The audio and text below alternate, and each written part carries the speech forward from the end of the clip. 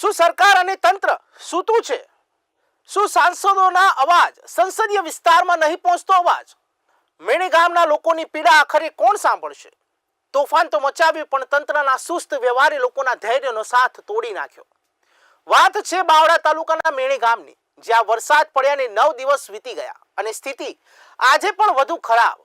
જ્યાં રસ્તાઓ હોવા જોઈએ ત્યાં છે કાદવ અને પાણીથી પથરાયેલું સામ્રાજ્ય. લોકોને બહાર નીકળવું મુશ્કેલ બન્યું છે. બાળકો, વૃદ્ધો, મહિલાઓ સૌ કોઈ હાલાકી ભોગવે છે. ત્યારે આ ઘટનાની મુલાકાત લેવા માટે, આ જગ્યાની પરિસ્થિતિનો તાજ મેળવવા માટે વિપક્ષના એટલે કે આમ આદમી પાર્ટીના નેતાઓ આ ગામની મુલાકાતે પહોંચ્યા. હાલું ક્યાં આમાં કયો હાલો ગારામાં ગારામ જવું ક્યાં આ કટર હોય ને હાલું ગારો હો ને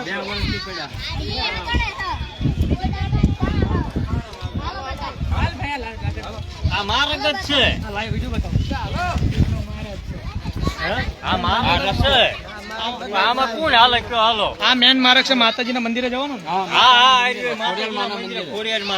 મંદિરે આવે છે એનું લઈ લેવું. આ એ માર્ગ જ છે ને.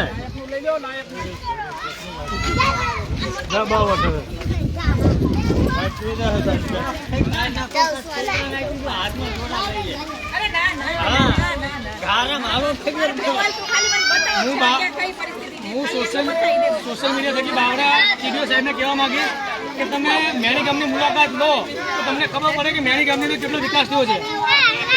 આખા ગામની અંદર તમે જ્યાં જુઓ ત્યાં કાદવ કિચડ જ છે, કોઈ વિકાસ નથી મેણી ગામની અંદર. તમે સોશિયલ મીડિયા થકી કહેવા માંગીએ કે મેણી ગામની પર મુલાકાત લો અને ગામમાં જે તકલીફ પડી રહી છે એનું સોલ્યુશન લાવો, નહીં તો આમ આદમી પાર્ટી ગાંધીજી માર્ગે આંદોલન કરશે.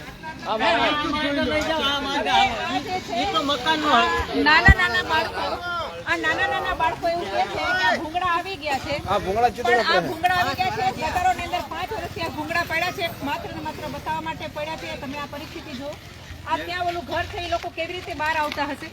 એટલે આ ખાસ તો મારે એ કેવું છે કે આ જે વિસ્તાર છે અમિત શાહનો છે, તો અમિત શાહનો જે વિસ્તાર હોય અને આ બધી વસ્તુઓ થતી હોય, આજે ગામના લોકો બધા ત્રસ્ત છે. આ નાનું આ દેશનું ભવિષ્ય છે. એ અત્યારે અમને એવું કહે છે કે અમે ભણવા નથી જઈ શકતા, અમે અમારા પગ છે એની અંદર ખંજવાળો આવે છે.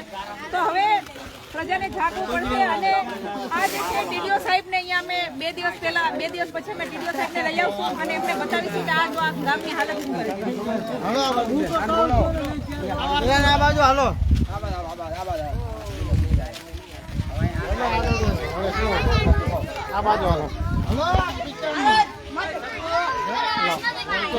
તમે લઈ લો.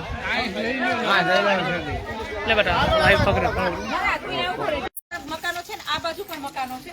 હવે અહીંયા તમે જુઓ કે 8 દિવસ થઈ ગયા, વરસાદ આવ્યો અને 8 દિવસ થઈ ગયા અને આની પરિસ્થિતિ જુઓ. હવે આની અંદર અમે ચાલીએ છીએ તો અમારા પગમાં ખંજવટ આવી ગઈ છે. અડધો કલાકથી અમે ચાલીએ છીએ. આખા ગામની અંદર આ જ પરિસ્થિતિ છે. અમે ચાલીએ છીએ છતાં અમે ચાલીને બહાર નીકળ્યા છે, પગ સુકાઈ ગયા, તો અત્યારે એટલી બધી ખંજવટ આવે છે. તો આ જે નાના બાળકો છે એને સ્કૂલે જવાનું છે, રોજ સવારે ઉઠીને એને સ્કૂલે જવાનું છે, માતા બહેનોને બહાર જવાનું છે. તો આ જે પરિસ્થિતિ છે, તો આ પરિસ્થિતિને સરકાર કેમ જોતી નથી? અને અત્યારે આમ જોવા જઈએ તો આપણા ભારતના દેશના જે આપણા ગૃહમંત્રી છે એમનો આ વિસ્તાર છે. અહીંયા આગળ સરકાર તાલુકા પંચાયતના સદસ્ય પણ ભાજપના છે, જિલ્લાના પણ ભાજપના છે. છતાં પણ જો આવી હાલાકી થતી હોય તો આ જે ગ્રાન્ટો આવે છે તો ગ્રાન્ટો થાય છે ક્યાં?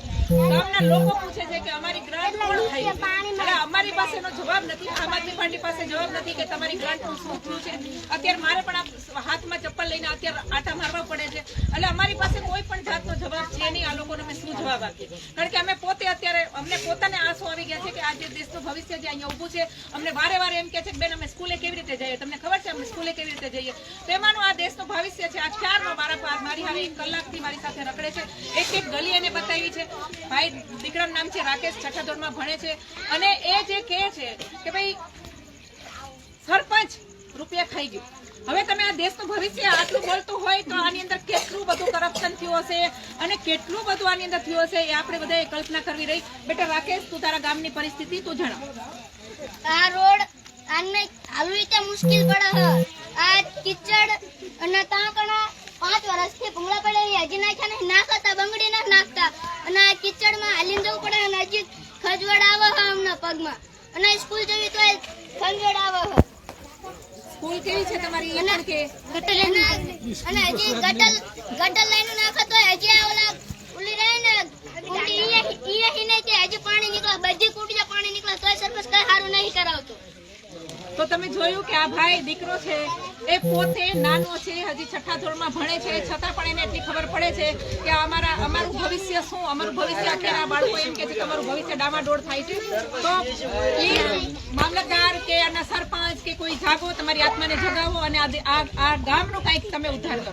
જય હિન્દ, જય ભારત.